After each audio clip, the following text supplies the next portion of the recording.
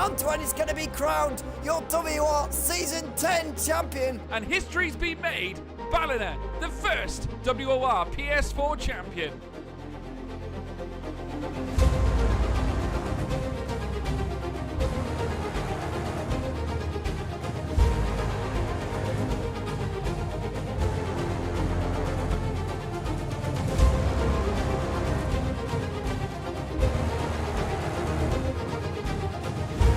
What a championship, what a season.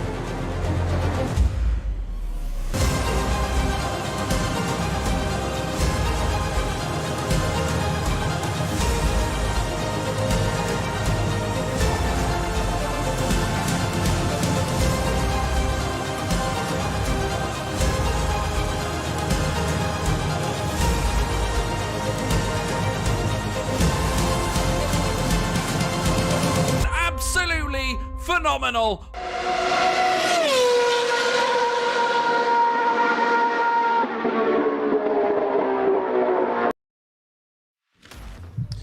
Good evening, ladies and gentlemen. Welcome back to World Online Racing. I have to say, it's been a little bit of a minute, isn't it? Crikey, we've been away for a long time, but we are back, and this time, Spa-Francorchamps is next on the list. Of course, we went here prior this season, in pre-season, in fact. We went to the Belgian Grand Prix track for that pre-season race. Tonight, though, it's under league rules. For the first time in weeks, we are back racing here in World Online Racing, and hopefully, like Kilmarnock drew with Dunfermline, we'll draw something here as well tonight. Andy, how you doing tonight, pal?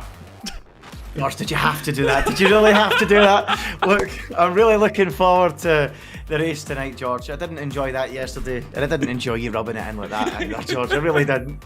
But look, looking forward to it tonight, George. We're at this legendary Spa-Francorchamps circuit. It served up a cracker in pre-season, and it should do again. We've got some star names in the grid tonight as well, George. So really looking forward to this. We've been a few weeks off, but we're buzzing, ready, and back for some more action, and it's going to be a cracker, isn't it? It certainly is. Jarno Opmeer, the current F1 esports, he's leading the championship, folks, after an exemplary first few races here in the Pro Series, of course, but we know him for league racing as well. He has won championships, current PSGL champion as well to boot, joined by his teammate Danny Moreno. Of course, the pairing make an absolutely formidable partnership, certainly for Mercedes, and certainly they're going to be acting like the dream team again. The perfect exercise, certainly, before they head into another round of esports. Great to have WR back on the screens as well, folks, including the current stars as well, the likes of Jake Benham racing here tonight as well as many others that have made their return. Mike Romanidis for Williams Esports as well, back in the car here in World Online Racing, certainly looking to turn up the heat a little bit.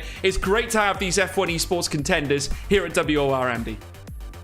No, it's absolutely fantastic, George, to have these contenders in. It's going to be great. I mean, the likes of Jarno, the likes of Danny Moreno, and, you know, there's been a lot of drivers in this grid battling away. You know, a lot of the esports drivers went away for a while, you know, as the esports to try and gear up for the esports season.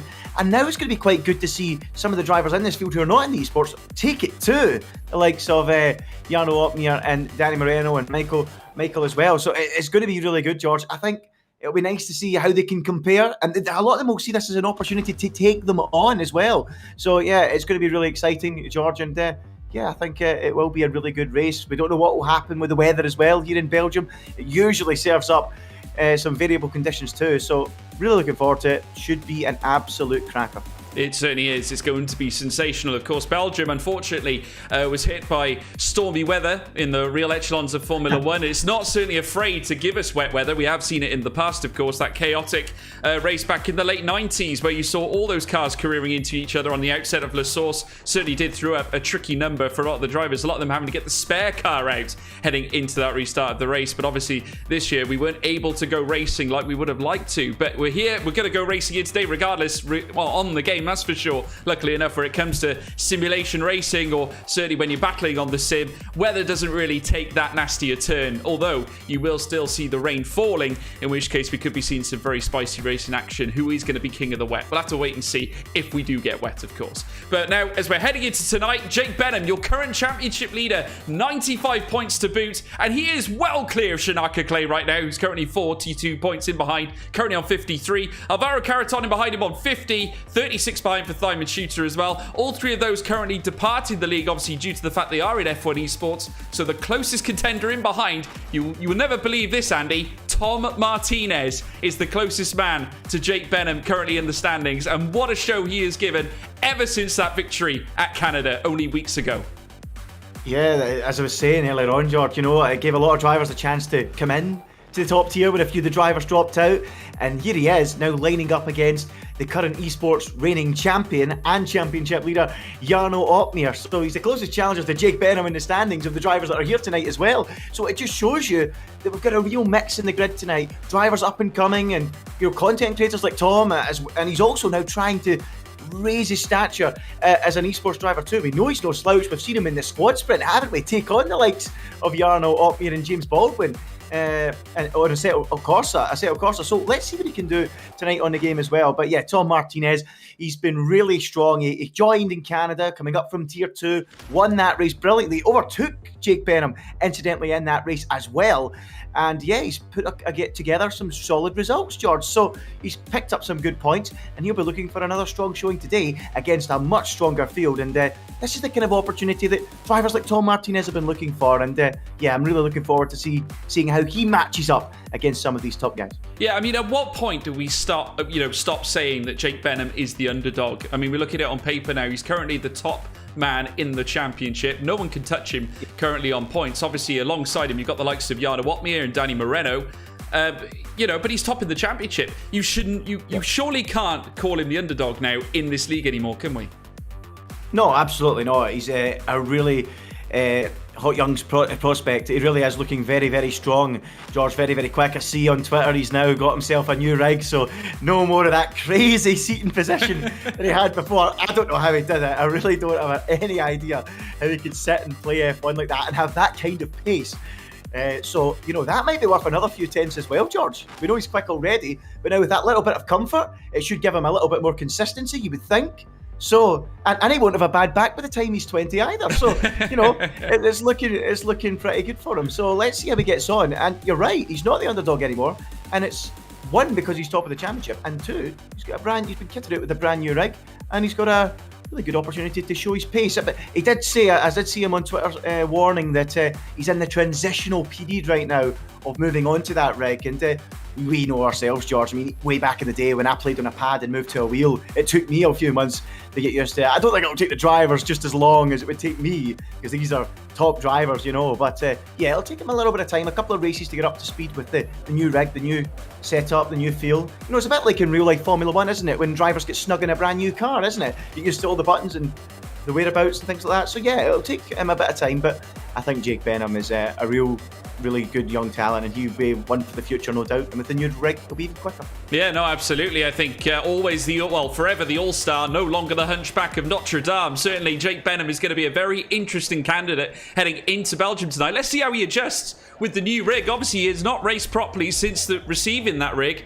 So we'll have to see how it affects his performance heading into tonight's race event. Obviously, partnered with Veloce now, Jake Benham. So going up in the world now, obviously, and he will be a hat tip for F1 esports in the future if he keeps on doing what he's doing. They certainly have placed a lot of faith in him, and naturally some of the others as well. Unfortunately, we couldn't get Wilson Hughes into it today, as he currently holds a reserve position, but there's plenty of other hot names out on the circuit as well. John Evans coming back in as well, with the likes of Luke Smith as well joining the fray. Ulas Gilderim as well, who has been impressive in recent weeks. And if you look further down, Joe Hannon. Now, we've enjoyed Joe Hannon in the past. He was absolutely sensational last week in PSGL, managing to actually take the fight to Jarno Opmeer in the final round at Portimao. He could be a headache today. Yeah, he sure could, no doubt about it. Very, very strong driver as Joe Hannon too. So yeah, I'm looking forward to it, George. I mean, I've had the pleasure of watching him race for many a year, George, even way back on the Xbox, and he's a very strong driver. So yeah, there's so many young talents coming into the league, George. And a word on Wilson Hughes. A shame we couldn't have him tonight. Me, Scottish. I'm wanting the Scottish drivers in there, but it wasn't to be in the end. And I actually saw Wilson had a little piece in the Daily Record this week, which is one of the top newspapers in Scotland. So it just goes to show you the publicity's growing around esports, George, isn't it? And yeah, it was all about his dream move to go to McLaren Shadow. And yeah, it's incredible to see the rise of F1 esports at the moment. It's brilliant, isn't it? It certainly is great to see and a pleasure to watch as well. And talking about pleasure to watch, we got Felipe Sousa now out on the circuit and donning the Alfa Romeo here today. Usually that would be donned by the likes of Thyman Shooter, but obviously not today. He's in fact going to be taking the car over from Thyman Shooter here for this session, certainly for tonight's race. So let's see what he can do, certainly in the car. We'll have to wait and see. But Felipe Sousa currently out on track on an outlap. So is young Jake Benham as well. Just trying to adjust to his new rig. Let's see how the new McLaren driver, or donning the McLaren here today, or has done all season long. 2 wins to his name. The first one being at Bahrain. The second one at Austria as well. And further back, a second place in Canada after he was unceremoniously unseated by none other than Tom Martinez. What a story that was indeed. But already now we're seeing the cars come around the circuit. Stopping on track though, Felipe Sousa. Interesting tactic as he now makes his way down through out to Pouon into the next, certainly the next chicane. And we're just seeing now Chanakinchi making his way around the circuit as well. Lots of drivers leaving the session. We could be on for a lobby restart here, Andy.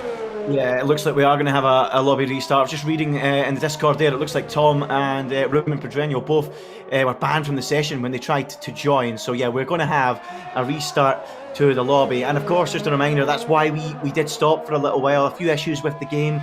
We took a few weeks out, and unfortunately, it still looks like we are having a few issues with the game, George. But hopefully, if we can persist with it tonight, folks, we will get some good action and it will not be too badly interrupted. But we are joining another session. But I suppose, George, if we're going to have an issue, it's best if it happens now rather than during the race itself. So it happens early, that's fair enough. I'm now back in the lobby, George, after a game update, which is an issue. But yes, we're now back in. Just another thing, George, there's a few people saying there's a few drops in the frames. So if we can maybe try and sort it if possible in the waiting time. I'm not too sure what's going on, but I think we have a few framing issues with the frames. I'm not too sure.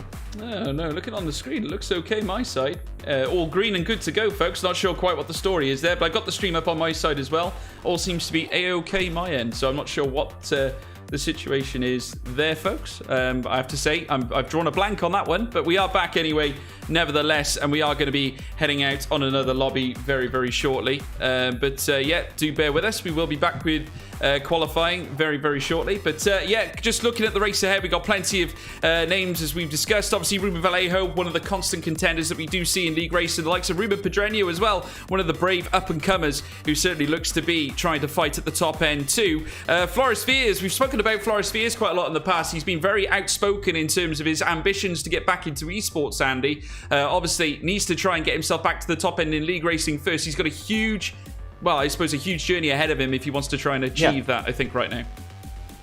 Yeah, he does, George. I mean, we've got to be honest. The world moves very quickly in esports. If you're in the shadows or you're not on top of your game for a period of time, you will quickly slip down the pecking order and slip off the eyes of the watching teams. And I feel like that's what's happened to Floris Viers. Time's passed him by. He's dropped down the pecking order and into tier 2 for a while as well. But you know, he's come back refreshed and he feels like now's the time to really make his mark once again and climb back up that ladder. And it's good to see the drivers, you know, with fighting talk, thinking, my time's not over here. I can come back. I can fight once again.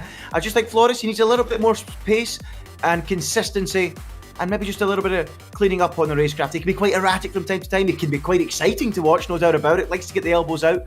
But yeah, he just needs to clean up, just make sure he's a little bit cleaner and, you know, be consistent. And hopefully he can continue that climb back towards the promised land of F1 esports, because he's been there before, George, and if you can be there before, there's no doubt he can be there again. Yeah, he is tenacious and he's got the ability. We've seen it before. Obviously, he was with Haas for a number of years, but unfortunately no longer holding a seat. They've actually made a huge change in amongst the drivers. I believe Cedric Tomei is the only existing driver that is currently in that team. Obviously, they recruited the likes of Mattis van Erven as well as Nolan Lambert as well. So, you know, we'll have to have a look and see what happens in the future. Naturally, all changes happen in F1 esports. In F1 esports, should I say, very much like the real Formula One Series 2, because obviously, as you can imagine, driver changes happen on a regular basis. So tell you what, do not ever feel settled in a team, because it can all change at the drop of a hat. Certainly, we've seen it so many times But we're going to be seeing now the cars once again take to the track at Belgium as well. So Andy, of course, now you would have joined the lobby now, so you're in a good situation, so you can see what happens now in qualifying. Obviously, looking ahead, conditions is always going to be a question mark. Strategy-wise, we've seen it before. Obviously, tends to be an even split between the two tyres. Looks slightly overcast here today, though, in qualifying.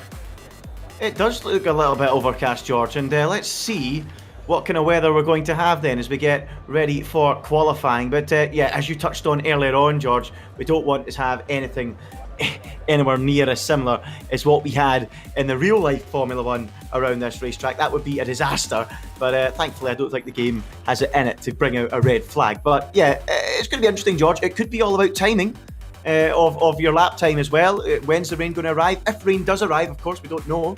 But it certainly looks pretty cloudy out there, George, and it could be all about timing. Getting out there when the track is dry and running out the garage and seeing what happens. But let's see, a few drivers already come out of the pits, and I think one of the Red Bulls is making its way down the pit lane now to get things underway and up and running for qualifying. And it should be a very interesting opening session here. Let's see how it goes. Yeah, certainly will be. Plenty to look forward to heading into qualifying, folks. 17 minutes and counting. Plenty out on track now. There's Luke Smith in the Haas as well. John Evans, one of the first to get away too. And I have to say, it's going to be a big, bold question. Naturally, we tend to deal with the realms of Q1, Q2, and Q3 in this world of Formula 1 league racing, certainly here on the F1 game. But today we're going short qualifying, so that gives the drivers not a lot to think about heading in to this sort of a session. You've got to immediately think about where you want to be on the grid. No tactical play going on in this type of a session. Certainly, where you finish on tyres, top 10, obviously, they will go ahead and use the tyres they've qualified in the top 10 on. But then, of course, you've got to look at a bigger picture. Is there going to be rain at the start of the race? You know, these are the big questions that you need to ask yourself, Andy. Yeah, absolutely. These are all massive questions. And with only one qualifying session, George, they're all going to need to try their very, very best to get up to speed very quickly. No messing around with intermediate tyres in Q1 like we often see. The drivers are going to have to get out there. They've got 3 sets of tyres to burn up. Soft tyres anyway, and just use them up and try and get the lap. And very important early on in qualifying, if it's only one section, to get that marker on the board, George. Get a time on the board. And then what I find, I know not all drivers are the same, but certainly I find that if you get that marker on a lap, then you're able to use that delta on your laps that follow to try and find where the time is, and that is very, very important. So here we go. We've got out there John Evans about to start flying lap. Luke Smith is out there too. But what about that wonderful Red Bull livery, George? It is stunning, isn't it? It certainly is. John Evans now around the final corner, heading down towards the source, and very shortly he will be commencing his fast lap now, making his way around that very tight hairpin, hugging the inside, the glowing orange brake discs there on the Red Bull. Fancy new livery. Of course, paying homage to Honda, who have been a very, very helpful engine supplier, power unit supplier for Red Bull over the years. They now come through the next left and right of Eau Rouge, heading up through Radion, now up through Kemmel. And up now the straight with the DRS open now. John Evans, who is impressed in recent weeks and is no stranger to scoring podiums. He scored a podium in our last race, P2 if you remember. In our last event, as he now makes his way. That was, of course, to Hungary, as we now make our way around the next right-hander. Now, incoming John Evans. He's going to try and hug down the inside now, heading into Bruxelles. And as he makes his way around it now, he's got the next left as well at No Name, which is now the corner. I think it's the Jochen Rindt corner now they've changed it to, but as they now power their way down through towards Pouhon. And certainly this Red Bull is going to be looking to touch A-Class Gold again. Can he do just that? In the Red Bull now, down through towards the next double right. And this is down now into Campus, now round through out of Stavolo. And he's got Paul Frere next. And as he does so, just eases the car in. This is actually coming out of Stavolo right now. He's got Paul Frere to take next as he makes his way around this next right-hander. The Red Bull certainly looking to give himself some wings here. John Evans, a man on a mission, heading around the next left-hander very shortly at Blanchimont. Now, this is a huge moment, certainly for the Red Bull team. Very much need a good result. Currently lying in P6 in the team's championship, mid-card. Currently here at WOR as he now powers through the bus stop chicane now, powering through now across the line very shortly. John Evans, what are you going to set for us? It is a 1:41, but it did not register as a time, Andy.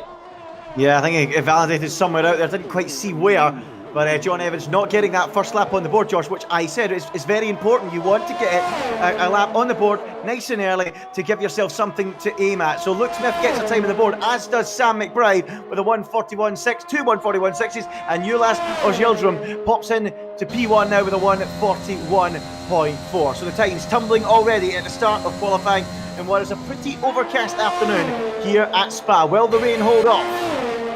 We'll have to wait and see. Ulas Ojildrum currently on top spot, as you said, Andy. 141 as Jake Benham immediately unseats. He's not feeling that uncomfortable at all. Sam McBride, his teammate, up into P3 as well. So that's a 141.386, approximately 300ths of a second. Incredible work from Jake Benham, and that's exactly where he needs to be, Andy.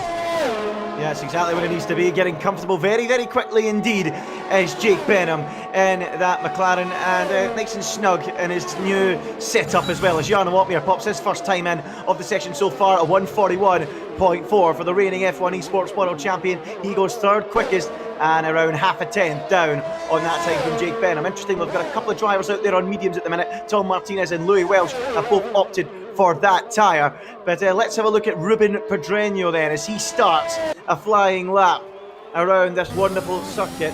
And let's see how he gets on. No time on the board from him so far. He's one of the later ones to go as the Spaniard now begins that climb up through Eau Rouge. And I've seen a few photos online recently that they've knocked down that house at the top of the hill, and they're going to widen Eau Rouge in real life Formula One and widen the run-up, which I think is fantastic to see, because we've had a number of scary and tragic accidents down the years around that corner. So good to see in real life they're improving the safety aspects of the circuit as he now goes up the hill and through Le Combe. No doubt about it, at the end of that Kemmel Straight is where we're going to see the majority of overtaking in this Grand Prix. There is an argument, George, and I'm interested to hear what you think of this, and people in the chat, that the DRS is just a little bit too powerful down that Kemmel Straight in real life, and of course, you could argue in the world of esports as well. Would you go along and agree with that? I think it's a fair assessment. I mean, I look back at that amazing overtake from Sebastian Vettel all the way back in the day where Crofty donned the famous line, now here comes Sebastian Vettel. Of course, a classic now in terms of modern Formula One. But certainly, yeah, you could certainly argue that DRS is definitely very, very powerful, certainly up the Kemmel Straight. Certainly when you're going so flat, it's quite a flat surface, despite it being quite a high elevation part of the track. It doesn't really matter. Once you get in the slipstream and the DRS opens up, the amount of drag you can actually pick up, the slipstream you can pick up, it's massive, absolutely massive. And certainly it's going to benefit a lot of these drivers. And this is why we see a lot of the battles like we do, heading up that high incline, up towards the left and right before they make their way around the next right-hander. But here now comes Ruben Pedreño into the pits. He's not happy with the time set. He's boxing again. And certainly with around 10 minutes left to go in qualifying, not ideal at all. Yeah, not ideal at all. You're absolutely right, George. But there you go. The first time on the board so far, 11 runners have done them. It's Jake Benham on top at the minute. So 11 runners with a little less pressure than some of the other drivers without getting a time on the board just yet. So interestingly to see that so many drivers have failed to set a lap time so far, and immediately John Evans, who hasn't got a lap time on the board, has gone straight back out onto the racetrack, and he looks pretty keen to get a flying lap in. He's on an out lap at the minute in that Red Bull, but just a word on that Red Bull, George. It is absolutely beautiful, isn't it? The onboard at the T-Cam, it just looks incredible. And yeah, it's nice to see that Codemasters were able to bring that Red Bull into the game as well. Not something we've actually seen from Cody's before. Mid-season, bringing a brand new livery, an entirely brand new livery, limited edition into the game. I believe it's going to be in for a little while to celebrate the Honda's departure from Red Bull, and then they're going to move it and change it back. But I think that's a nice little touch into the game, and it looks absolutely fantastic. So John Evans on an out lap. He'll be starting a fresh one soon. But Jake Benham, straight away, championship leader, the all-star as you call him, George, top of the times at 1:41.3, and getting nice and snug into the new rig, and he looks at home already, doesn't he? He certainly does. I mean, a 1:41.36, still the time to beat, still holds himself approximately 300ths of a second faster. In fact, bang on 300ths of a second faster than Ulas Ojildrum. So high praise certainly goes to the all-star Jake Benham. A lovely time to get himself underway. He's now out on another outlap as well, with Ulas as well on an outlap too. Impressive time though by Ulas Ojildrum. He's ahead of Jarno Watmere currently in the timing deltas, so got to give him extra credit for that, as now John Evans makes his way down the stretch to commence his flying lap. Now let's ride on board with none other than the man who's donning that very Red Bull as he makes his way around La Source now. And as he now pitches his car through, now throttle on, powering down through the straight before he then, certainly hustles and tussles his way up through Eau Rouge and Radion. As he makes his way through Radion now, circulating that car through, certainly the tyres spinning as he now encroaches over the DRS line and powers on up through the Kemmel Straight before he then reaches Les Combes. As he makes his way up now, comes up towards the meter board. He's going to brake just in between or just at the 50 meter board. He's throwing everything into this car right now. John Evans, who is tenacious, he's battled with the likes of Jarno Opmeer, Freddie Rasmussen in the past in other leagues as well. Comes around Bruxelles corner now, and very shortly it'll be No Name around the next left-hander. As he does so, just brushes the curbs there as he makes his way through. That was smooth as silk, Andy, as he now makes his way down the stretch. He's got the double gauche bends, also known as Pouon, as he now swings it round this next left-hander, now encroaches onto the inside line, now cuts away down through towards Les Farnier as he makes his way through, just takes a lot of the curb on the right-hand side into the left, once again takes a good brunt of it, that's for sure, down through towards Campus. He has got Stavalo next, takes a lot of the curb on the entrance, heading in towards Campus now, doesn't even graze it on the outset, now heading around Paul Frere, and he's got the Aramco banners now over top as he now powers through towards Blanchimont, the Red Bull livery that's looking to once again find itself on the top end of the table, trying to unseat Mercedes yet again. I'm sure Jarno Opmeer will have something to say about that as they come into the bus stop chicane. Incoming Johnny Evans, what are you going to give us here with only, 7 minutes to go here in qualifying? Across the line, P1 it is, a 141.251. The track is getting warmer, Andy.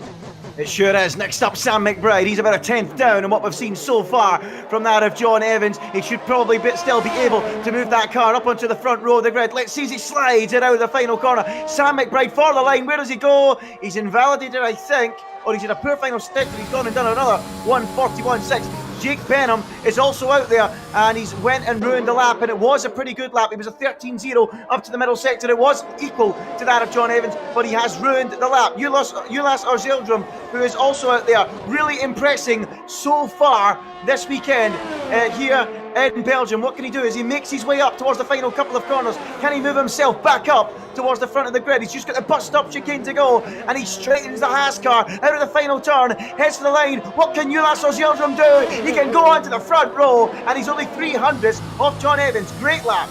Yeah, it certainly is as well. Danny Moreno also making his way through the final sector. Now remember, he has not yet set a lap time, folks, so plenty of opportunities on the cards here. We've still got 5 cars that are still yet to set times. Both Alfa Romeos have yet to set one as well. Felipe Souza and Tom Martinez. Incoming now, Danny Moreno, the machine, who has struck gold as well on himself on many an occasion. Comes up towards the line now, and he will see himself P15. Not a great visit, as we're now looking further up now. Jarno Opmeer looking to do the same. He's on a slow lap. He's not happy with his one. That's to say the least. But certainly as we now watch him polarize his way through now into the pit lane. Only 5 minutes to go, Andy. Unnecessary pressure here at this point.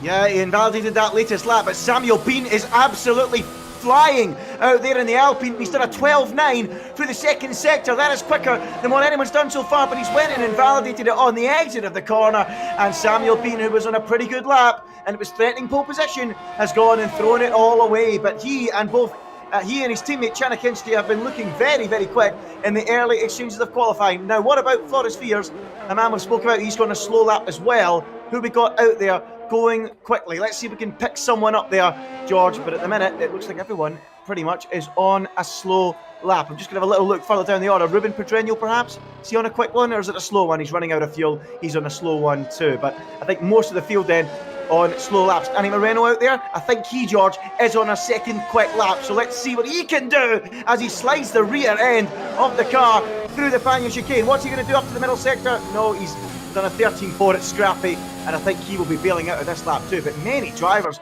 struggling, George, to hook the lap up, and many of them extending and getting the track limits all wrong. Yeah, absolutely, and there's many of them that are getting it wrong. Lenny Papinta also finding it pretty tough. I mean, there's such a huge gap. I mean, I know it doesn't sound like a huge gap, 0.8 of a second in between Lenny Papinta and John Evans, but in the context of how quick these drivers are, that is quite a gap. And certainly the likes of Michael Romanidis as well, the current Williams eSports driver, he himself currently lying in P16 and not yet going much quicker, but he's once again on a slow lap himself.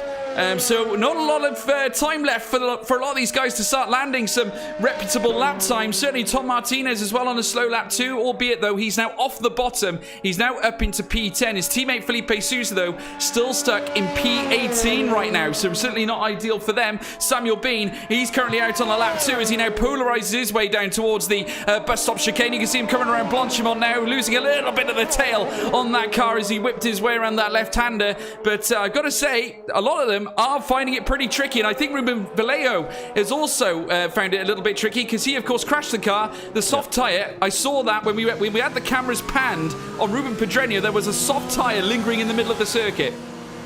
Yeah, well, that's not a good situation for him at all. He is out of qualifying then, but we've got a few drivers starting their outlaps once again. They scramble out of the pit. Luke Smith is the first man out there, Jeffrey Ritchie too. They're both on their outlaps, and we'll have to keep an eye on Ulas Ozildrum because I've been very impressed with what we've seen from him so far in this qualifying session, George. We spoke about this at the top of the show with the likes of Opnier and Moreno in here tonight, and of course Michael Romanidis as well. A good opportunity for some of these other drivers that haven't quite been at the forefront of maybe some of the esports teams' minds to try and show that. And Ulas Ozildrum is being very quick so far, up in second place, as is John Evans, as is Chanakinchi. So looking very, very strong at the minute. We're yet to see Arno Opnia hook up a proper lap yet. Let's see who's going to be on top in qualifying as they get ready for the final runs. Has anyone got a prediction, George? Who are you going for? Well, I personally, I cannot see through the current top end of times. I'm impressed with John Evans right now. What a sensational lap, a 141.251. I have to say, though, this is where the pressure really starts to take hold now, though, because we're now in the dying minutes. This is where they really need to bring their best. And I have to say, arguably, if you look at the F1 esports drivers, this is what they're made to do. This is what they train for. These final couple of minutes where they can unleash their best lap times. It's so vital that they can hook this one up. But I have to say, no one, in my opinion, has actually done it as well under pressure as Thomas Harvey. Certainly in a qualifying scenario. He hasn't set a time just yet. He's in P19, but he's been here before, Andy. He can manage under pressure. We've seen it before earlier on in the season. He was extraordinary. Keep an eye on him, but I can't see past John Evans right now. Okay, you're going for John Evans. Well, there's a poll out there in the chat. Will John Evans get a poll? You can vote now. Yes or no, simple as that. Will he get pole position? Luke Smith has started his flying lap and he's a fraction up on his previous best for the first sector. Jeffrey Ritchie is also a fraction up on his previous best for the first sector, but let's keep an eye on Ulas Ozildrum. He's one of the drivers up towards the front of the field at the minute. Let's see what he can do for the first sector. It's a 30.1. He's half a tenth down on what he's done up till this point, so that's a little bit of a concern for him. Can he make it up in the remainder of this track? It's a long lap here at Spa, and he might be able to do so. Let's see what he can do.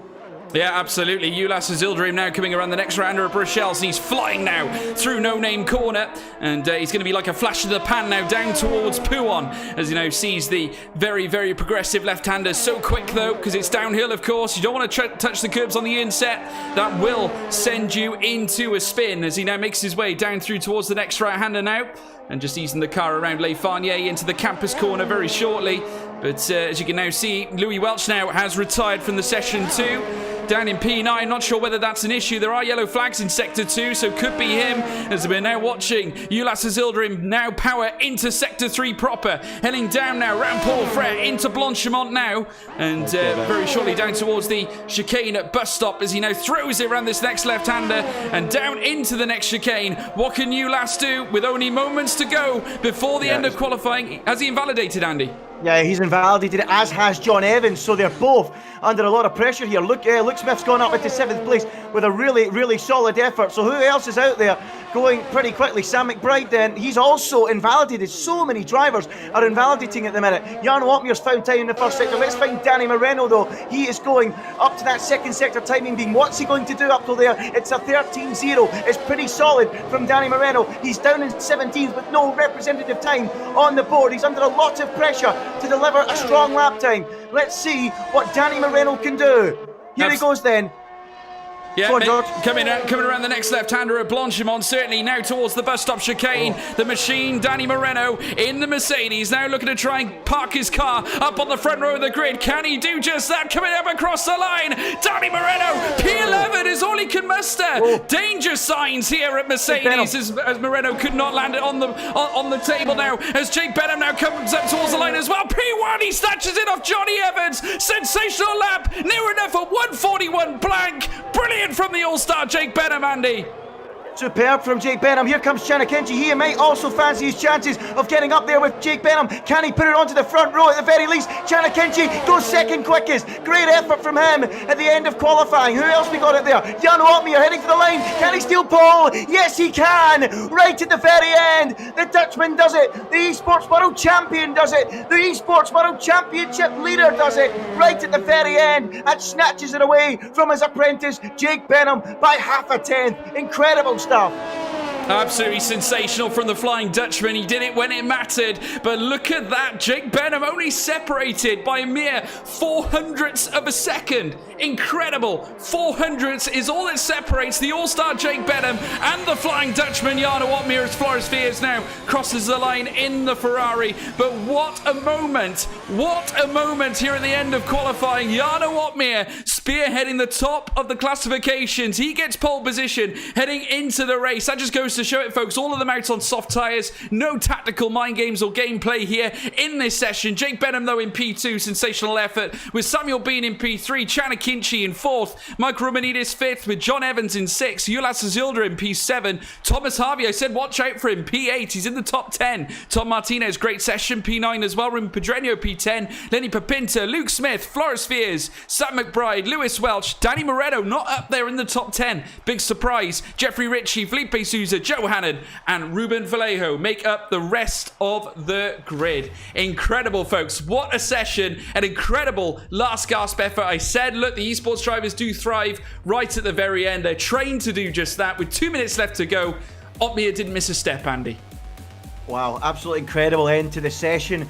George, Jarno Otmeier leaving it very late. The pressure was on. You said it at the start of the final laps. These guys are tuned in for this last run in qualifying. And boy, oh boy, did Jarno Otmeier deliver. It was made very difficult by Jake Benham. What a talent he is. He's only, 14, I think, 15? And he's absolutely unbelievable. Brand new rig, brand new setup. Says he's trying to get up to speed. He's already up to speed. Only 400ths between he and Jarno Otmeier. Incredible. Otmeier having to dig deep, and he dug very deep and got the result he was looking for. Special mention to Samuel Bean and Chanakinchi, the two Alpines. We said they were strong. That was a fantastic effort. Samuel Bean within a tenth of the two at the front, and Chanakinchi behind that in 4th. But a mare, an absolute nightmare for Moreno. Not at all what he was looking for. Down in, well, where is he? Way down the order, isn't he? So fresh tyres, that's about the only thing he's going to get from this, George. Yeah, and it's not even in the most opportune position of P11. You know, usually if you're going to go for an alternate strategy, you'd like to start from P11 to give yourself at least some sort of a chance heading into when the pit stop phase comes into effect. But naturally now his job has been made that much extra harder. We'll have to see whether he can handle it. That is the big question. Naturally, nothing is easy here at Spa-Francorchamps, folks. Certainly one of the longest circuits on the calendar, and I have to say it's got probably arguably one of the most testing circuits on the calendar as well. Certainly heading into the middle sector, that is where you find a lot of the twisting bends, and certainly heading up into Les Combes when you make your way through the chicanes up there, heading into the next right-hander at Malmedy, and there you can see Jarno Otmeier currently on our screens right now, setting them on their way in the formation lap. It's a true test, Andy. I get the feeling the Dutchman, though, he's going to be in good shape, but I tell you what, Jake Benham, that new rig, it could have done the business for him. It could have done the business for him, George. We knew he was quick beforehand, and into the new rig, immediately feeling a lot more comfortable. We had a laugh and a joke earlier on, didn't we? I mean, I don't know how he was able to go as quickly as he did with the setup he had previously. If you get the chance, folks, you need to find a photo of it. It's absolutely unbelievable how he used to drive. But yeah, Jake Benham looking very, very strong in that new rig. Certainly one for the future, and I'm looking forward to this race. Jarno Otmeier is going to have his work cut out, no doubt about it. Jake Benham is a great young talent, very, very strong, and I'm interested to see how these two Alpines get on. Samuel Bean and Chanakinchi, very, very strong in qualifying. Just going to have a quick word on Tom Martinez as well, George, into the top 10, up in 9th place. Another superb performance from him. He's got to be delighted with that. Danny Moreno, the big surprise, you could say, well down the order. Not at all what he was looking for. Let's see how he can recover, and if he can recover. But no surprises in terms of strategy, George. Top 10, as we know, qualifiers, tyres they started, they did their qualifying on, all in the softs. Everyone outside the top 10 has opted for the medium compound of tyres. So 22 laps ahead of the drivers, 50% of a full race distance. Let's see how this one pans out. It looks a lot sunnier than it did in qualifying, George. Will there be any rain today? It'll be hard to see it from here. Well, looks can be deceiving, folks. I want to hear from you in the live chat as well. Who do you think is going to win this Grand Prix here at Belgium? Obviously, please smash your comments down below in the live chat. We want to hear from you. And I've got to say, a big statement of intent here at WOR. 140 viewers, live viewers here, watching tonight's broadcast. We'd like to thank each and every one of you for joining us here for this Belgian Grand Prix here at World Online Racing. Please make sure you leave a like and also a subscribe. It's a pleasure to be with you every Sunday when we are here, of course, but no greater pleasure than to be back here at Spa. Please land your comments in the live chat, folks. We want to hear from you. Who's winning today's race as we get ready for the lights to go red?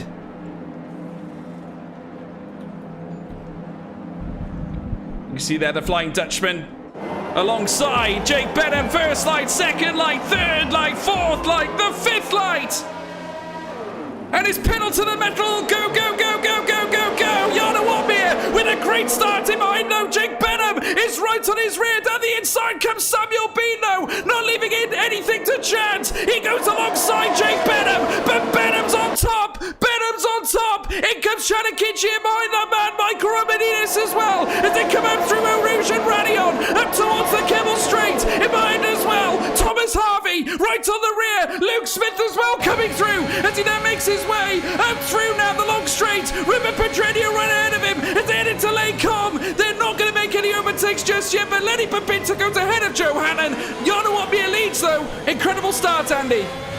Yeah, very, very good start for Jarno Wopmeer, just what he was looking for. You can be so vulnerable very easily going up that hill, as we've seen it in the past in real life as well. But Jake Benham had his mirrors full of Samuel Bean for much of that opening sector. Jarno Wopmeer, with just the start he was looking for, he continues to lead. No changes in the top 10, apart from Michael Romanides. He has got in between the two Alpines, and he's up into fourth place, and he will be looking to get himself involved in these two at the front. Wopmeer still leads, Benham in second, and it's going to be a long, long race. It's going to be all about management of the ERS, of the tyres through that first stint. But Jake Benham will be happy. He's still in second place at least, because it wasn't the perfect getaway. He was under a little bit of pressure, George, but he has got that second place now, and he can settle in behind Jarno Wopmeer. He certainly can. Jarno Wopmeer still leads with Benham on his tail as well. Chanakinchi trying to roam up on Michael Romanides. All of them betting for blood, looking for moves as they come around the next left-hander now. The Alpine trying to close on the Williams. We're now looking further back in behind as well. Luke Smith, nudging the back there by what looks to be,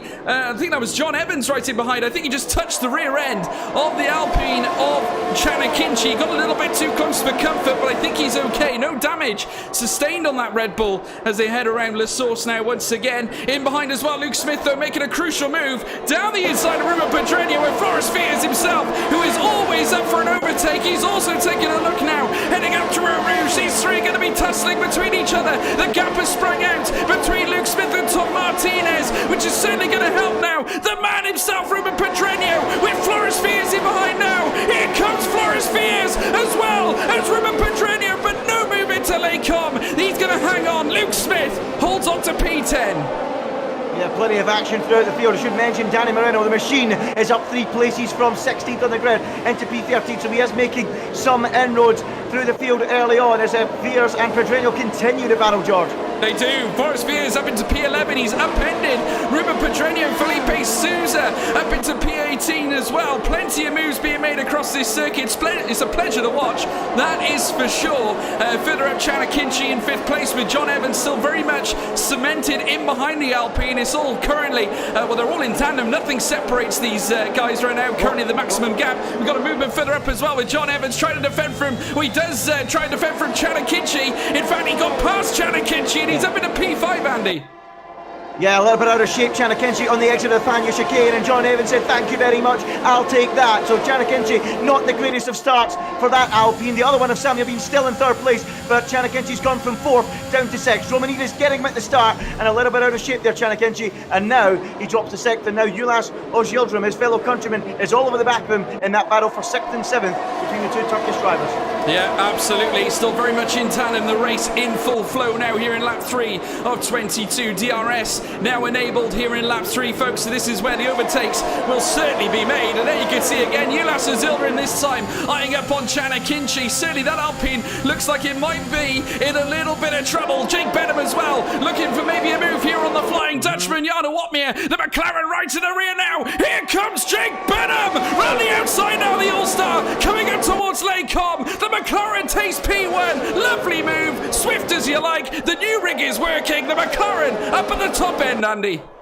Yeah, through he goes. A classic Spa overtaking esports. Jarno Opmeer doesn't drain the battery. On you go, Jake. It's all about management at this stage of the Grand Prix. Through goes Jake Benham up into the lead of the race, and it's just like a game of cards. It's just a strategic game at this stage. But Jake Benham out in front ahead of Jarno Opmeer, who drops to 2nd, who really didn't look like he was going to fight it too hard at all. So lap 3 of 22, we have a change of leadership, and Jake Benham in the McLaren is moving up the field. Danny Moreno, by the way, now up into 12th position, 4 places gained at the start. He is without doubt the man in the pack on the move at the minute. He certainly is, and he's doing exceptionally well. Currently plugged in behind Floris Viers. There you can see him on your screens, folks, heading around the next right-hander. Now coming through Stavolo, and very shortly around Paul Frere as well. There you can see the Ferrari of Floris Viers now looking very, very vulnerable to the sight of Danny Moreno, the Spaniard. Hooks it up on the inside now as he makes his way through. Beautiful manoeuvre by the machine, and once again a relentless display of pace by the man we've seen at the highest echelons of esports. Remember,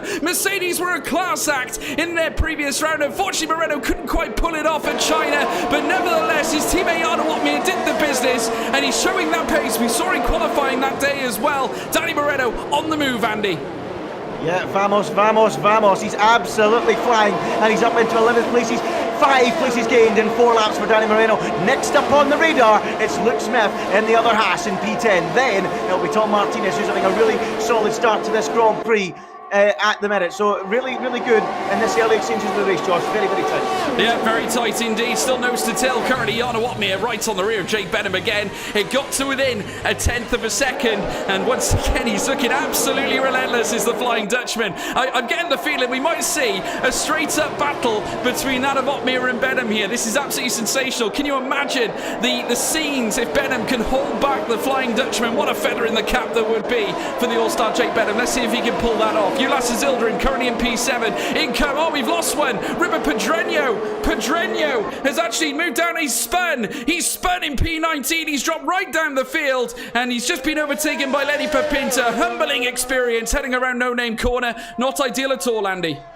Yeah, not ideal at all. One of the cars dropping then down the order. Not ideal whatsoever for Ruben Pedreño. Right out of contention he goes as things are starting to get a little bit interesting in the midfield. Tom Martinez looking pretty racy behind Thomas Harvey at the minute, and here comes the Alfa Romeo getting very, very close as they come up towards Blanchimont corner. And is he going to maybe try and have a look down the inside perhaps? Tom Martinez, remember, a race winner early in the year. He dives late down the inside, and Tom Martinez, is he going to get it done? Thomas Harvey right behind him, shoving him out towards the curb. Harvey clicks on, they make contact. Unbelievable stuff between those two, and will that allow Danny Moreno to get involved as well? Luke Smith now to the outside, tries to get the move done on Tom Martinez, and he's got it done. Unbelievable stuff. Tom Martinez trying to get a move on Thomas Harvey, and ends up losing one as Luke Smith moves up to 9th. Yeah, he's got the eye of a marksman though, Martinez. He comes over the hill now, coming through Radion, soon to be the Kemmel Straight, and he's right on the rear of Luke Smith. Payback time, he says, as they move up alongside each other. Luke Smith goes for the move on Thomas Harvey. In comes Martinez as well. He cannot get through, but Luke Smith, brilliance indeed, makes his way up into P8. He's now behind his teammate Ulas Ozyildrim. A great display, heading up into that chicane, heading through Lecom, and coming out of Malmedy, he's on top in P8. Lovely stuff, Andy. Yeah, and Jarno Opmeer's retaking the lead of this Grand Prix as well, so changes afoot everywhere in the field, so it must have been a simple DRS pass straight back ahead of Jake Benham to retake the lead. Action everywhere, so Opmeer now leads from Benham in second and Samuel Bean third. It's back to where they were at the start of this Grand Prix, but what I mentioned for Luke Smith, he's up 4 places as well. Danny Moreno up 5, Luke Smith up 4, both drivers on the move. Joe Hannon further down the field, he's also up 4, up to 15th place, so a few big movers and shakers in the field so far.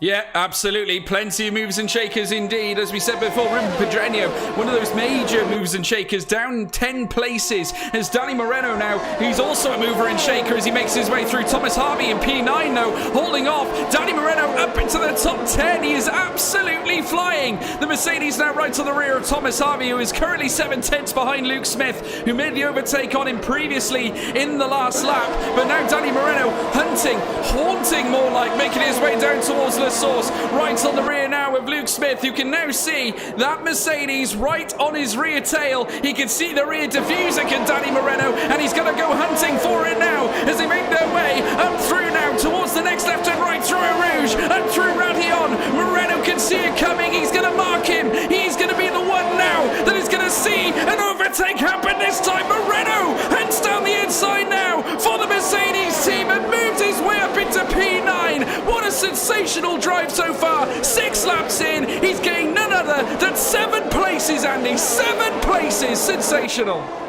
Well, let's be honest, qualifying was an absolute shambles from Danny Moreno. The race so far has been nothing but brilliant. It's been sensational, and he's bringing himself right back into play in this Grand Prix. He's only a corner behind these guys at the front, and he started all the way down in 16th place. So he's really coming into this race, and if Danny Moreno can keep picking off cars like this, he will get into the fight at the front. Superb stuff from Danny Moreno in this race so far. As Jarno Opmeer continues to lead, there was no changes this time round at the front. We've got a yellow flag out there. Has there been another incident further down? Jeffrey Ritchie perhaps has been off the road, I'm not too sure. But he's back up and running again.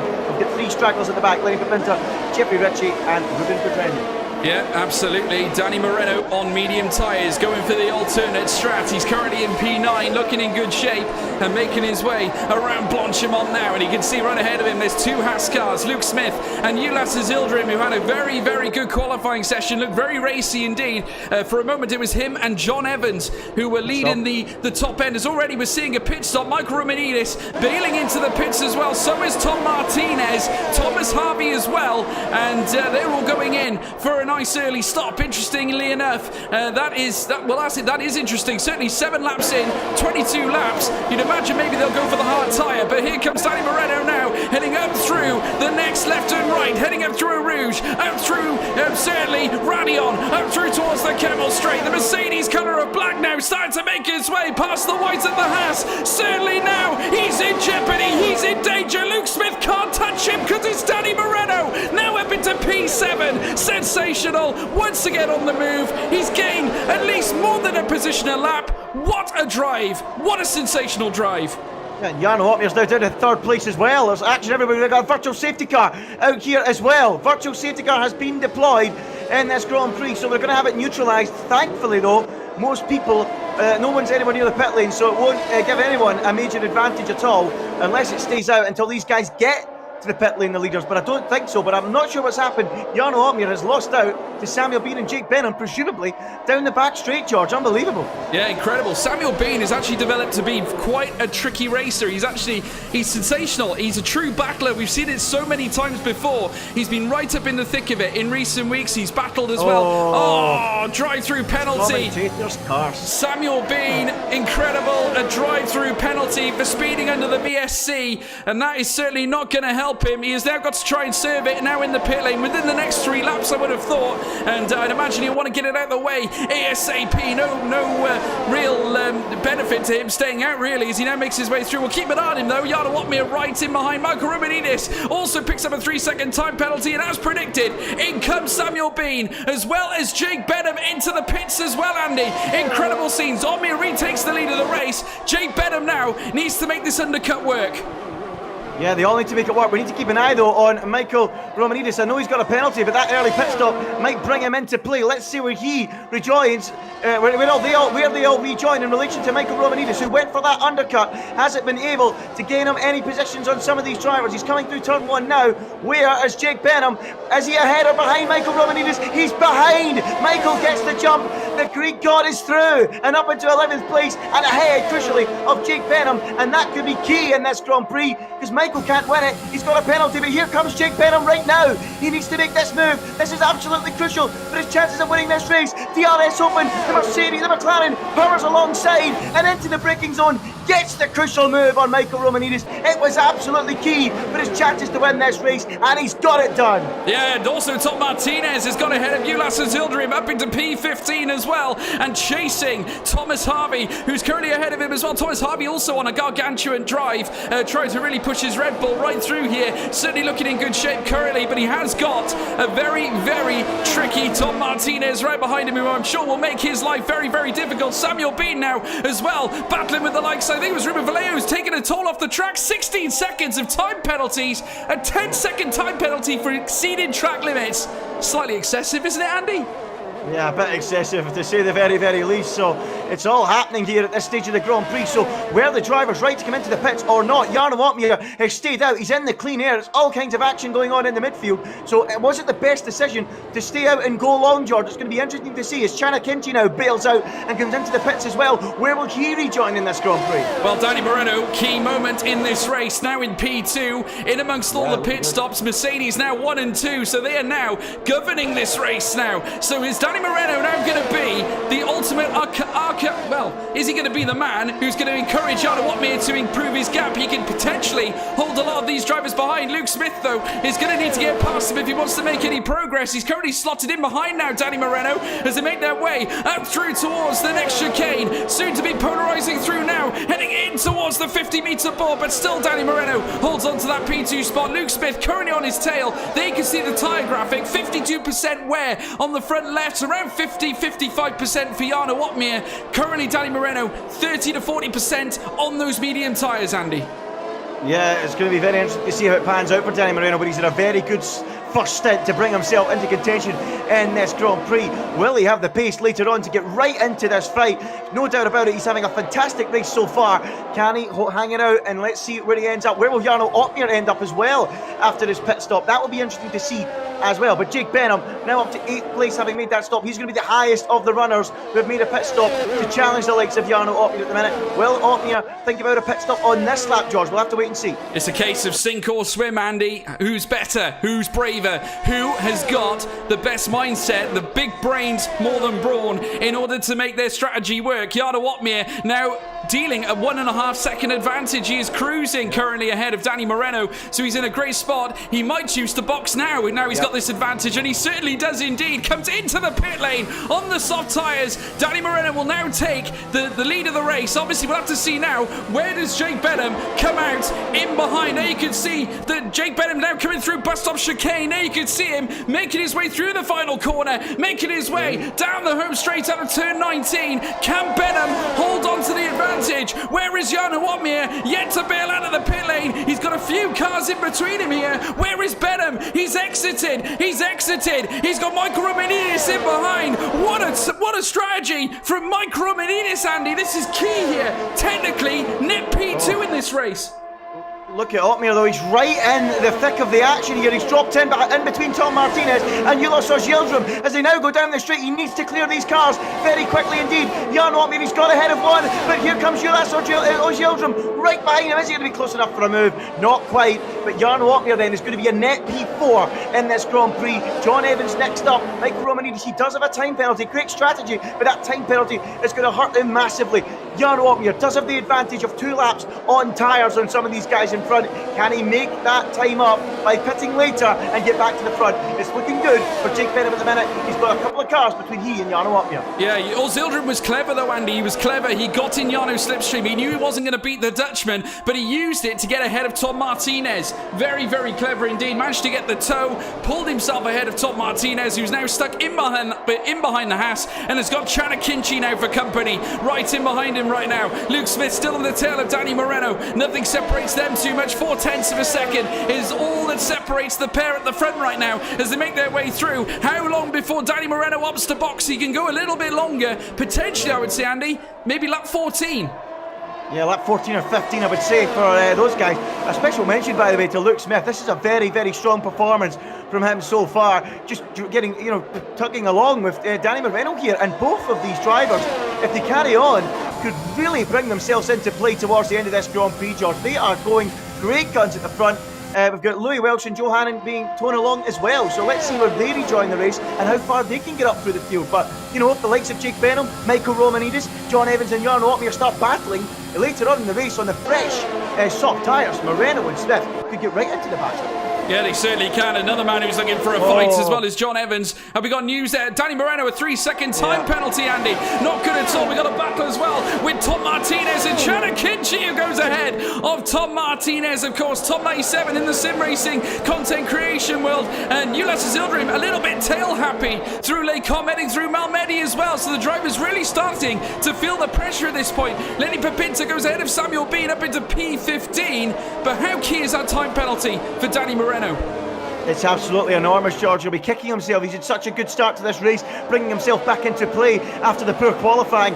And now he's just chucked 3 seconds away. That is not ideal, and we know how much 3 seconds is worth at this level. It is night and day. So not ideal for Danny Moreno. Michael Romanidis, by the way, was getting very close to the back of Jake Benham down the back straight. Couldn't quite get close enough for a move, but he is looking very, very strong at this stage of the Grand Prix. Let's see where he ends up. Although he also, like Danny Moreno, as we've just seen, has a 3-second time penalty. I think Jake Benham will really want to keep Michael Romanidis behind him because he knows Michael Romanidis is not a threat in this race, and if he can keep him there, that's a little buffer from the likes of John Evans and Jarno Opmeer, who are his main threats without penalties. So it could be key for Jake Benham to keep Michael behind. It could be the cork in the champagne bottle, George. He could well be indeed. Jarno Opmeer currently half a second in behind John Evans, who he himself having a good race, and in behind as well Ulas Zildrim, who's managed to plug back actually quite substantially on the Dutchman. He's sitting in behind around about half a second. Chana Kinchi in behind him too, with Tom Martinez up in the fray as they now make their way up through the next right and left, coming out of Eau Rouge, out of Radion, now up through Kemmel. Felipe Souza has managed to get through on Flores Vias as well. A big tie up there heading through Les Combes, and he manages to get it done. The powered Alfa Romeo, the Ferrari powered Alfa Romeo, ahead of the Ferrari itself in absolutely stupendous fashion. Great stuff indeed from Felipe Souza, showing some tenacity. Very talented Brazilian, this young man. Yeah, very, very good stuff from him. He's looking very, very strong. Look at it at the front. Well, I say at the front. It will be the front when the pit stops come round. Jake Benham hanging on at the front, but Michael Romanidis and John Evans and Jarno Opmeer are now right there. It's now a 4-car train. Ulas Zildrim is in there too. So this looks like it's going to be the scrap for victory. What about Danny Moreno and Luke Smith though, and the likes of Louis Welch? How will they get on when they make their pit stops? How far up through the field can they get back through, George? That's the big question. We're 2 or 3 laps away from finding out when they make those pit stops. We reckon lap 14 or 15 will be when Moreno and Smith consider a change to the soft compound tyre and a charge to the end of this Grand Prix.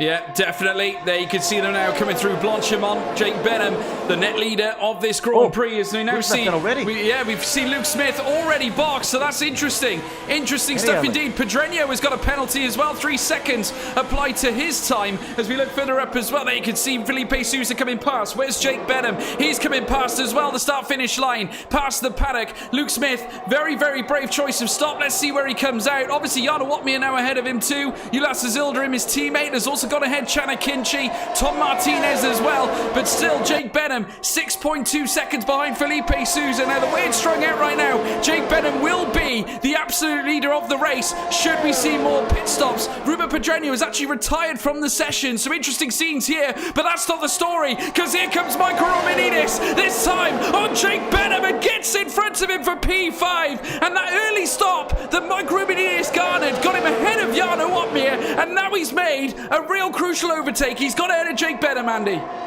Yeah, big move there for him, and he's now essentially the leader of the Grand Prix when the other 4 stop. It's just such a shame he's got himself that time penalty. Luke Smith then, he did come into the pits, and he is 17 seconds off the lead. He is what, 5 seconds, only 5 seconds behind Jake Benham at the minute. Luke Smith in 13th place, and he's on fresh soft tyres. Wow, that man's going to be absolutely flying, George. He could be on for a sensational result here. Could well be. Jarno Opmeer needs to turn this around. I get the feeling he wasn't expecting the strategy to turn out this way. He's on medium tyres, lap 13 of 22.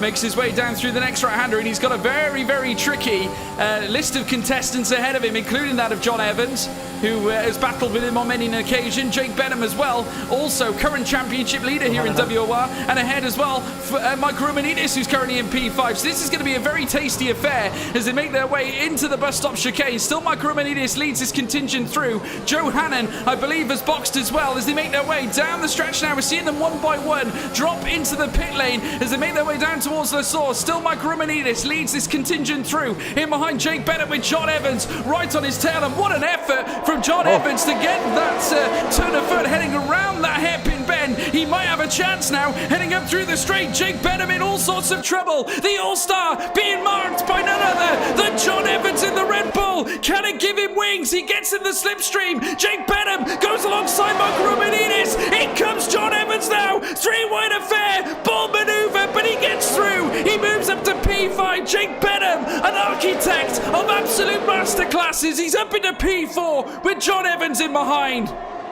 Yeah, it's all happening there. That's where the action is at the minute. But pretty soon, there'll be a man called Luke Smith in a Haas getting there very quickly. It's such an aggressive strategy he's done by going onto the softs so early. But he's already cleared Thomas Harvey, and he's now all over the back of Tom Martinez. Luke Smith is going to be on the back of that group very, very quickly indeed. He's going through put on now. He's basically pushing Tom Martinez through the corner. He's desperate to get through and get up to that group. He's going to go round the outside into the Fania chicane. Luke Smith, beautiful move there from the Haas driver, and he now can continue the charge up towards the front. Could he be on for a shock famous victory here? He's now within range of Chana Kinchi, Ulas Ojeldrum, Jarno Opmeer, Michael Romanidis, John Evans, and crucially Jake Benham. He's flying. He's so quick, Andy. He's so quick. What a move on Tom Martinez, heading through that tricky chicane section of Le Farnier. Well positioned, primed, full of absolute punch. And Luke Smith now up into the top 10. Sensational. Jake Benham himself now. He's made his way up into an on-track P2 position. Danny Moreno still yet to pit. 12 seconds the deficit is coming down to 11.5 now. John Evans into P3. He's got Mike Romanidis for company as well. Jarno Opmeer is currently positioning behind all of these drivers right now as they come up through the next tricky chicane coming through what will be obviously Radion out of that into Kemmel, into the Kemmel straight. In comes now John Evans. He wants to try and get into P2. He's going to try and stuff Jake Benham here. He's done it. The Red Bull's done it. John Evans, masterclass himself, brings himself up into the top 2. P2 on the table for John Evans. A great overtake into Lecom. A net lead then for John Evans. Absolutely massive moment in the Grand Prix that. So Jake Benham concedes his net lead to John Evans. That is going to be absolutely massive. My question, George, is will Luke Smith, with this aggressive strategy, have the tyres at the end of the Grand Prix to fight these guys? That's the big question. Danny Moreno still not pitted. This was 2 laps ago that Luke Smith made that pit stop. So it really is going to be touch and go for him in that Haas. But look at Jarno Opmeer. He's all over the back of Michael Romanidis. And is he now thinking about it's time to make a move? Is it time to strike for the Dutchman, for the F1 Esports World Champion and Championship leader? He's now right up behind Michael Romanidis as they make their way down towards Blanchimont, tucked right into the slipstream behind the Williams. The Mercedes engine is singing as he now moves to the outside. Is he going to go right round the outside of the Greek driver? Here comes Jarno Opmeer. Round the outside he goes, gets the move done and moves up into 4th for the road. But it's a net P3 because his teammate Danny Moreno is in the pit. Game on. It certainly is game on. These top 3. John Evans has managed to articulate himself up into P1 in absolutely sensational fashion. The big news is, though, we've now got a battle between Benham and Opmeer now as they head up through the next left and right Eau Rouge. Now Radion up through towards Kemmel. Soon the Kemmel straight. Jarno Opmeer, the Flying Dutchman, in with the slipstream of the McLaren of Jake Benham, who can see Jarno Opmeer ahead of him here. In comes Jake Benham on on Johnny Evans potentially. No move could be made this time, but look at Jarno Uppbeat. Mere 2.5 tenths of a second separate each driver in 1, 2, 3, 4 and 5. Amazing stuff indeed. The battle is not over, Andy.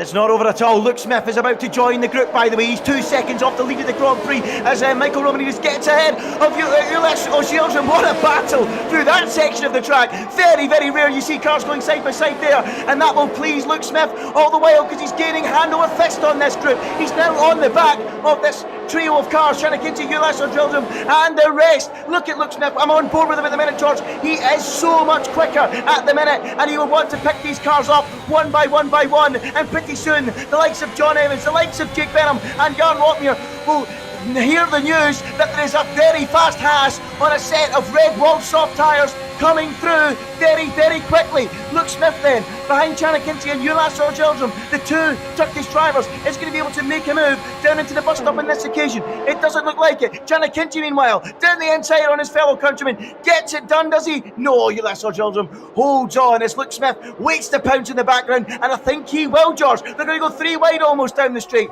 The 2 Turks, side by side. Will Luke Smith go down the inside? No, he won't. He'll have to wait, but wide goes Ogielsen, and through goes Smith, up into P6. 5 more cars to go for the flying Haas driver. Yeah, Chanakinchi has managed to get himself up into P5. Very well done indeed. It was a very hotly tested affair. In behind now, Luke Smith on the soft tyres. He'll have a chance again to try and make another move as they make their way up towards the Kemmel Straight. In behind on the soft tyres, Luke Smith. He knows he needs to utilise them ASAP. Danny Moreno, a bit of P8 to machine. Danny Moreno on fresh soft tyres is also busting a move here late in the race. 5 laps remain, Andy. It's going to be an absolutely dramatic affair.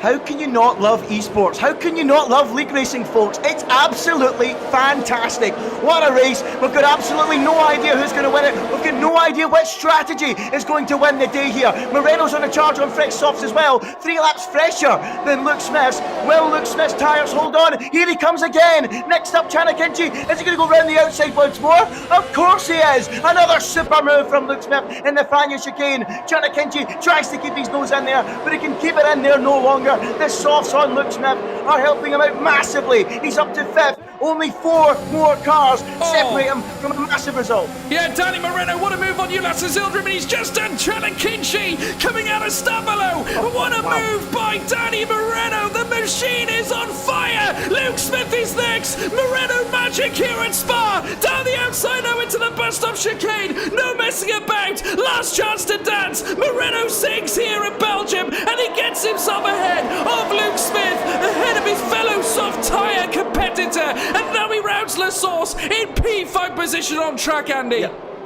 This is very clever from Luke Smith. It's the right thing to do. Let Danny Moreno, with 6 seconds of penalties, get after these guys. It might unsettle them, and that might pave the way for Luke Smith to get a look at them. But will the tyres be there at the end? That's the question. But Danny Moreno, absolutely flying at the minute. He'll be kicking himself with those time penalties. Absolutely kicking himself. He's driven a brilliant race after a terrible qualifying, and it's quite clear that the strategy of going mediums first is so overpowered here. Danny Moreno, he wasn't even in an optimal position to make it work. He was only 17th, George. But here he comes down the inside of Romanidis. Look at Uppbeat and Benham as well. It's 2 by 2 into the hairpin. It's like Noah's Ark, George. Unbelievable. He loves it through there. He loves it through Brussels. He did it to Donoso in PSGL. He's just done it to Jake Benham here at Spa in WOR. What a way to do it. Rounding Pouon now with only 1 man ahead. It's Red Bull and Mercedes all over again. There's Moreno in P4 with Michael Romanidis in behind, but Danny Moreno, what an absolutely incredible set of events. He started on P16, he's in P4, he may have 6-second and time penalties, but what on earth for? He's making his way on the next right-hander now. Benham in his sights on the soft tyres, which are working so well for Moreno as the Spaniard now rounds the next left-hander. Uppbeat is going for blood as well. He's right in behind John Evans here, Andy. Yeah, he really is. John Evans showing his class. Look at this, right at the front of the field, battling away with the likes of Jarno Uppbeat and Danny Moreno. This is exactly what we want to see, as here comes Danny Moreno alongside Jake Benham. He's being swapped by the 2 Mercedes. Moreno round the outside. Benham brings very late into the first corner, but it's to no avail. Moreno round the outside and up into P3. And now John Evans can only look and horror at two Mercedes coming charging at him. One on fresh sauce, and the other is the F1 Esports World Champion. Here comes Jarno Opmeer, right up behind John Evans. Down the Kemmel Street he goes, pulls alongside. Moreno's there as well, and Moreno fancies his chances of taking his teammate too, but he bails out right to the last possible moment. Absolutely incredible from the Mercedes drivers. Opmeer leads, Moreno now second. Wow! Jarno Opmeer leads this race here at Spa. Danny Moreno on fresh soft tyres, though. Can he undo the Dutchman's plan? They're round Bruxelles now, soon to be no-name corner. We saw them collide at Austria in PSGL. Will they collide at Spa? Who are they going for wins here? Are they going to be fighting each other? What is going to happen here at this Belgian Grand Prix? Danny Moreno still currently haunting his teammate Jarno Opmeer in P2 right now, currently within 2.5 tenths of a second, near enough 3 tenths now. That's all that separates them. They've cleared John Evans now by 5 tenths, Andy. 5 tenths of a second is what separates Danny Moreno and John Evans, but he's got to do a lot more than that. He has 6 seconds of penalties to put in between him and the Red Bull. They're showing their class here, the two Mercedes drivers. This is very, very impressive. Danny Moreno, what's he going to do? Is he going to go past his teammate, or is he going to be a rear gunner for his teammate? That's the question. Is he going to try and make that move on Jarno Opmeer? The two Mercedes dueling as they make their way down into the bus stop chicane. Surely Moreno, on those much fresher tyres, should be able to make this move relatively easily. He's going to bide his time. No point in taking any risks at this stage as they make their way through that first corner. And this surely should be easy peasy for Danny Moreno on the F1 Esports World Champion and his teammate Jarno Opmeer as they make their way up the hill. This should be candy for my baby George, but can Moreno get far enough up the road to get himself a podium? That will be the question. It certainly is. Here comes Moreno now alongside teammate Jarno Opmeer. Two Mercs collide here at the classic circuit of Spa. Moreno leads on track in behind Jake Benham, coming for more down the inside. Oh no, he spun, he's off the track. He's coming back on in P10. Jake Benham, heartbreak here at Spa, here at Belgium. A late move heading into late com, and it's cost him. He is now down into P12. Oh, what a shame for Jake Benham. I suppose he's young, he'll learn from that one. And in the end, it's gone all wrong for him. And that just shows you how close the field is. One small error like that, and you go all the way down to 12th position and out of the championship points. It's absolutely unbelievable. Look at Moreno's pace at the minute. He's already 3 seconds clear of John Evans. He might even still finish this race in second position. He is going like a steam train at the minute. He has nailed the strategy spot on. Look at Luke Smith. He's completely faded out of this in 5th position. He's 4 seconds off the lead of the Grand Prix. Absolutely unbelievable pace from Danny Moreno. He's timed it to perfection, and he's leaving everyone in his dust at this stage of the Grand Prix. Poor in qualifying, absolutely electric in the race. Yeah, Joe Hannon as well looking for P5 now on Luke Smith. Those soft tyres on Luke Smith's car starting to wear off, because here comes Joe Hannon. It was sensational in previous weeks. Certainly at Portimao. Loses a bit of shape now. DRS opens up though for the AlphaTauri as they send it down towards the source on the outside of Luke Smith. Luke Smith goes deep. Switch back on for Joe Hannon as he makes his way out to the other corner. Oh no! Oh, big crash! Big crash. Cheddar Kinchi's out. And Kinchi's out. And Ferrari's in the wall as well. I believe that's Lewis Welch. But the story is here, Joe Hannon. Here comes Luke Smith now alongside wheel to wheel. DRS opens up this time for Joe Hannon. But slipstream in for Luke Smith. He's also got DRS into Lincoln now as they do so. Joe Hannon with the inside line. And he's going to hold on, surely. He does hold on. Joe Hannon in P5, Andy. What about that through rouge between the two? Absolutely unbelievable stuff. Joe Hannon up to P5. A shame there was an incident further back with the likes of Cheddar Kinchi and Lewis Welch. What a shame for those guys.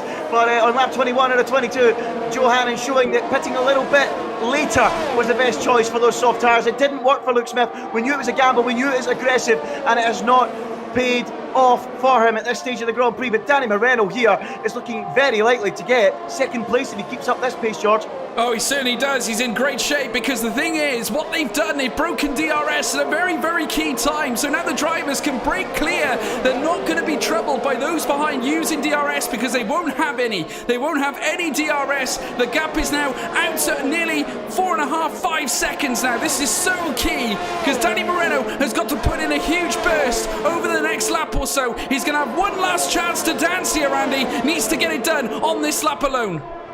Yeah, he sure does. It's going to be very, very interesting. And what a battle it is. What a race it has been up till now. What will happen in the closing laps? Will Moreno be able to get that podium? I tell you what, maybe the tyres are starting to go off a little bit. Gap around 4.4. He's going to have to find 1.6 to get ahead of John Evans, 1.2 to get ahead of Michael Romanidis. But remember, Michael does have a penalty in fairness, so he should get the podium. But will it be second or will it be third? That is the question, certainly, Andy. You're absolutely spot on. And that is what we've got to try and work out. Get all the equations out on the table. We're on the last lap, though. And certainly Michael Romanidis on John Evans. He's next out now on Romanidis' list. 6 seconds of time penalties for Michael Romanidis, who burst past now on John Evans. Joe Hannon trying to defend again from Luke Smith. These two battling in amongst each other right now. Heading out of Lecom into Malmedy now. And the AlphaTauri still holds on to that P5 spot. But crucially, no DRS here on the final lap, but incredible racing here today. Danny Moreno, I mean, what a drive, Andy. Incredible drive. I'm sure, though, Jarno's obviously going to win it on track here today, but you've got to give him credit. P16 all the way up to the front of the table. No, it's absolutely magnificent from Danny Moreno. It was a really poor qualifying, but he's made up for it in an incredible fashion. Absolutely brilliant. And who knows, he might have some of those penalties to get removed. Some of them could be, glitches in the game. We don't know. We'll have to wait and see. But Danny Moreno looking very strong, and I'm sure Jarno Opmeer will want to do his utmost to ensure he's within at least 3 seconds when they get to the checkered flag. But Danny Moreno, what a performance. He's going to win it on the road, but not in the stewards room. It's going to go to Jarno Opmeer. What a race it's been. And I'll tell you what, Joe Hannon ain't giving up on getting past John Evans, and if he could do that, it would get him an unlikely podium, but I don't think he'll be close enough, George. No, well, here comes Danny Moreno through the bus stop chicane after an exquisite drive. He'll come across the line in B1 position, but it's going to be Jarno Opmeer on the day as he crosses the line. The Flying Dutchman, the F1 Esports Pro Championship leader, the current champion, the PSGL champion, and currently landing. He's the race winner here in WOR for the Belgian Grand Prix. Amazing stuff indeed. John Evans gets himself up into P2 as well due to Danny Moreno's penalty. Well deserved for a man who has been relentless in recent weeks, has taken to league racing like a duck to water on the PC platform. Sensational drive, Andy, to get that P2. Yeah, absolutely fantastic from John Evans. He'll be really happy with that. Really, really strong performance. Joe Hannon as well. That's the kind of performance we expect from him more often. Brilliant effort in P4. Only 6/10 from a podium, and I think he'll be a bit gutted in the end that he's not managed to get it. But what I loved about that tonight, George, was it was two of the top drivers in the world of esports, Jarno Opmeer and Danny Moreno at Mercedes, being challenged by the up-and-coming young talents like John Evans and Jake Benham. That's what we love to see, and we got to see that tonight, and it was brilliant to watch. What a show the drivers put on here in WOR. Absolutely fantastic. Yeah, Andy, absolutely clinical. Clinical is the word, and amazing. This is exactly what we all wanted to see. It's what I wanted to see. I wanted to see the young pretenders turn up the heat and really take it to these esports drivers. That's exactly what they did. Jake Benham, John Evans, all of them, they've all been outstanding, absolutely outstanding. As now Jarno Opmeer touches himself, well, certainly touches the top end. P1, he lifts the trophy, he wins the Belgian Grand Prix. In second place, you've got John Evans. What a drive from the Red Bull in their nice fancy livery that is available for only a short period of time, but nevertheless great to see it. Third place on track, Danny Moreno as well. We'll have to see what the stewards decide with the penalty situation, but we'll have a look now at the confirmed classifications after the race, folks. Obviously subject to stewards making decisions. Jarno Opmeer in P1. What a drive from the Flying Dutchman yet again. John Evans in P2 with Danny Moreno in P3 as well after an exquisite drive from P16 up to P3. How about Joe Hannon though, Andy? P19 up to P4. That is absolutely sensational, isn't it? Yeah, it's fantastic. Well done to Joe Hannon. I'm really, really pleased for him. I've been commentating on his races for a long, long time, and I'm really pleased, George, that he's got himself back towards the front. That's the kind of performance we expect from him. Brilliant. Yeah, absolutely sensational, as I keep saying. Luke Smith, P5, Benham in P6 after that spin. A great recovery nonetheless. Michael Romanidis in P7, Thomas Harvey 8th, Sousa 9th, Azildrim in 10th, Tom Martinez 11th. That wraps up pretty much the top 11 on the track, folks. But wowee, I hope you all enjoyed that, because I certainly did. And I think you did as well, Andy. It's great to be back here in League Racing, isn't it? Yeah, I actually forgot how much I missed it, George. I actually forgot how much I missed it. Fantastic. It was nice to have a couple of Sundays off. It was just sitting back, relaxing. But no, it's great to be back. It's absolutely fantastic. Great race tonight, and I think I summed it up the way it should be, George. I mean, that's what we wanted. With a fresh grid tonight, a freshness to the grid, with Jarno Opmeer, Danny Moreno coming in, really strong drivers, the young pretenders like Jake Benham, John Evans, taking them on. That's where we can really gauge how good they are at this young age, and they showed just how good they were. Jarno Opmeer, Danny Moreno had to work really hard tonight to get the result, but their class and experience did show, and they got there in the end. But still, John Evans, Jake Benham, really young talents that are really coming along, and I'm excited to see where they go, George, because they are going to go somewhere very, very quickly. And Veloci's got the backing of Jake Benham. They can see what he's doing. He's got the backing from them. He's got the new rig. And I tell you what, we said it might take him a while to get up to speed. If this is him getting up to speed, when he's up to speed, it's going to be something pretty frightening, I've got to say. Very quick. I'm with you 100%. I mean, I just want to say, folks, before we get into anything at this moment in time, WOR tonight have just posted a new viewers record. Incredible. We have literally scooped up 440 peak live viewers in this race tonight, which is absolutely sensational. The guys at WOR work so hard, and the fact that you guys now have tuned in and got on board with World Online Racing is absolutely stupendous. They've all worked so hard to try and get themselves up into the higher echelons. They pushed for PC coming into this new season. Myself and Andy were recruited at the start of the season as well. We've had our challenges, we've had our tricky moments, but we've managed to come through here today with a Belgian Grand Prix to certainly be proud of. Probably the most action-packed Belgian Grand Prix we have ever seen, and we've come here with 400, I'd say 450 estimated viewers of you tuning in to watch tonight's broadcast. That is absolutely unreal. Thank you all so much for all your amazing support. It really does mean the world, and I really hope you have clicked the like and subscribe button as well to stay up to date with all the WOR action as well. Amazing indeed. How can you sum up that, Andy? Oh, it's just fantastic, George, and I think we did the right thing. There's a lot of discussions during the week here at WOR if we should run a race, because there's been issues with the game, but generally it was quite smooth. I know we had a little issue at the start where it kicked a few players, but we stuck with it, and we had a pretty good race, a pretty clean race, no issues with lag and things like that. It went to plan, and it was a great show for WOR. So I'm really chuffed for everyone in the team behind the scenes, and I'm really chuffed that all the viewers tuned in and really enjoyed it, because it was a fantastic race between young pretenders and established esports drivers. I think that was the real motto, the real story of this race tonight, and it was great to see, George. Great to see, and it's great to be back. It's great to be back, and fantastic, really, really fantastic, great race. And here's to more of the same, George, because it's brilliant.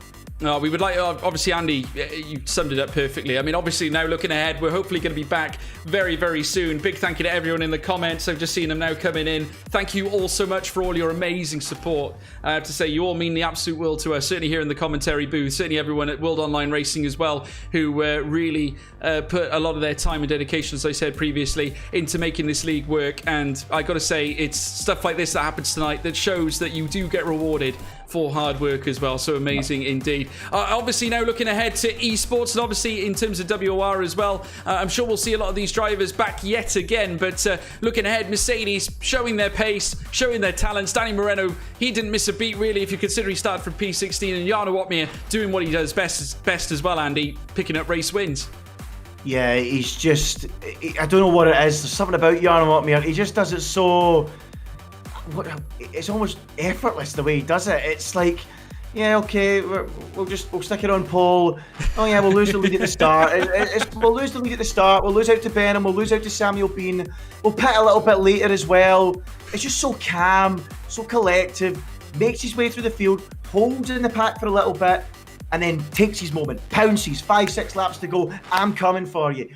Picks them off one by one, and goes on and wins the race. It's so impressive how he does it, George. It makes it look effortless. He really does. It isn't like that though, and I don't mean that with any disrespect to the other drivers, because they're right up there too.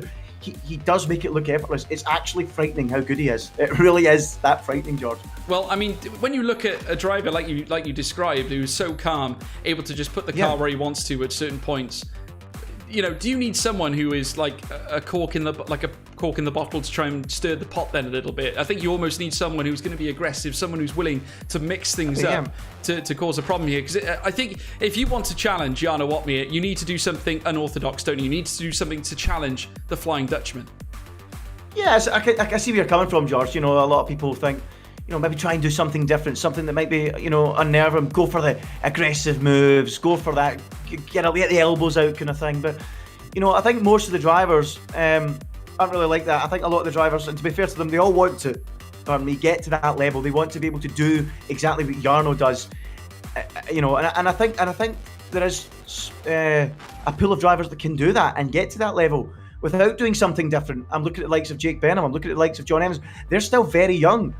I think they, and very, very soon, will be able to match Jarno Opmeer and take him on week in, week out. Look at Lucas Blakely in the esports, the amount of work he's put in, and he is now almost arguably on that level. He could be Jarno's biggest challenger over the course of the season in the esports. A few years ago, you wouldn't have had him at the front challenging every week, and it just shows you all the drivers are striving. Jarno Opmeer is the benchmark, and none of them want to do that. What you're saying, maybe try something different. They all want to do it that way and get on his level and take him on wheel to wheel in a fair contest. And I respect all the drivers for that. And I think there is drivers out there this season in esports that will take him on, and in the leagues as well. And I think the likes of Jake Benham, John Evans, they're coming through, and they're going to be very, very strong, George. They are, and this is great because we have got the hive, folks. We have got the hive where the new stars get built and developed, so you get to see them first and foremost here in league racing. You get to see them even before they touch the ground in esports, shall we say. The likes of Jake Benham, who without a doubt will surely be up there. The likes of John Evans, who after recent performances, he could be up there as well. He's got just as much of a shout as anybody touching the top end. But I just want to say, Andy, who's your driver of the day here today? Oh, it's a tough one. The race was probably Moreno, but I look at it from the whole picture. Jarno Opmeer was pretty much faultless today, but I want to give a special mention to Johanan too. He was strong. Do you know what? It's I knew tough. You'd go that way. I knew you would. It's tough. I've got a soft spot for Johanan. I do. I like to see him do well. But as I said, I'm talking about the full event, qualifying and the race. You know what? I'm going to be boring. Jarno Opmeer, driver of the day. Well, I'll give mine to Johanan because I agree with you. I think it was a stupendous drive, and like you say, looking at the whole picture, it was a great race. 19th he started on the grid and managed to get himself a master to a top 5 spot. That's just, things like that don't happen in racing very often. So credit to Johanan. He certainly has upped his game and will be just like the Jake Benham and the likes of also John Evans will be up there fighting to try and get into F1 esports in the near future. What a future all these guys have. Amazing indeed. I want to hear from you folks. Oh, sorry, Andy. Yeah, just have to say again on Johanan, it's so good to see him up there fighting in the top 4 again, because far too often he's been down in the lower reaches of the order, not really making the progress we expected him to make, George. So that's a good foothold tonight. P4, League Racing's back. Let's see if we can kick on and carry that on. So good to see him up there towards the front of the field, George. Really pleased about that, So let's see what he can do. And I always had Johanan on that kind of level as Josh Idawu. And, Josh Idawu as well for a while. We kind of thought, is he going off the boil? Has he still got the pace? And then he showed the other week in esports, he has got the pace, he is back, he is looking strong, he's got the backing of McLaren, he's looking very quick too. So let's see if we can get that from Johanan as well now, and can he push on now and get up towards the front, George? So yeah, there's so many drivers out there really pushing on and making a name for themselves, and good to see Johanan getting that P4. Definitely is. And folks, you can stay up to date with all the fun as well by checking out the socials on World Online Racing at WOR League. That's where you can find all the Twitter updates for World Online Racing as well. So make sure you stay up to date for all the latest announcements as to when we go racing yet again in this league. Of course, 2 weeks' time is when we will next go racing as far as I know. And obviously, if you want to check me and Andy out on Twitter as well, you can see our Twitter tags just down below. Please get in touch. You are more than welcome to come and join us on the realms of social media. At George Morgan TV is mine. And yourself, Andy, give them yours. Yes, at Ginger Andy F1, as you can see down below. Check me out on Twitter. There you go, folks. So it was Jarno Opmeer on the day, folks. Danny Moreno back with a vengeance. But how about some of the young pretenders? John Evans snatching a P2 on track. We'll see you next time, folks. Been a pleasure. Don't forget, like and subscribe. But we'll see you next time. Goodbye.